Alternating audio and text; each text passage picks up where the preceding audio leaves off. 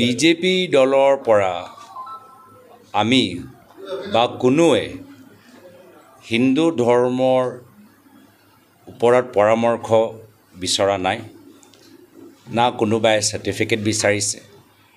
আজি তেওঁলোকে হিন্দু ধৰ্ম লৈ যে ৰাজনীতি কৰি আছে মই ভাবো ধৰ্ম লৈ যি ধৰ্ম কংগ্ৰেছতকৈ পুৰণি বিজেপিতকৈ পুৰণি ৫,০০০ বছৰ পুৰণি সেই ধৰ্মক লৈ ৰাজনীতি কৰাটোৱে হৈছে অপমান আৰু তেওঁলোকে সেইখিনি কাম বাৰম্বাৰ কৰি থাকে তেওঁলোকে গডছে পঢ়ক তেওঁলোকে যেহেতু গডছেৰ পথ অনুকৰণ কৰিবলৈ বিচাৰে তেওঁলোকে গডছে পঢ়ক আমি মহাত্মা গান্ধী পথ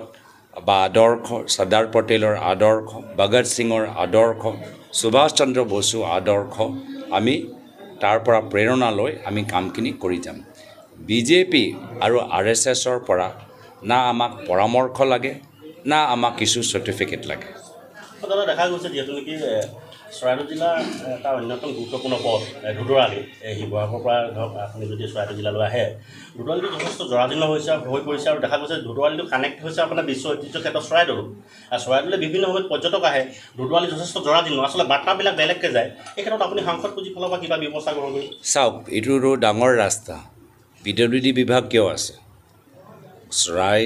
চৰকাৰৰ PWD বিভাগ ডাঙৰ ডাঙৰ ৰাস্তা বনোৱাৰ বাবে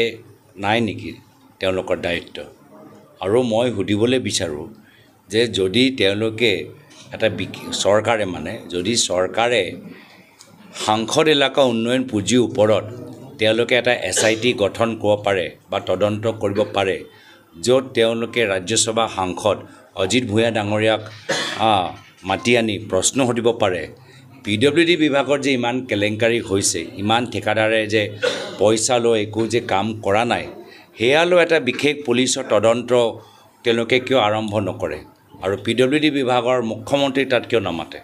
যদি সাংসদ উন্নয়ন পুঁজি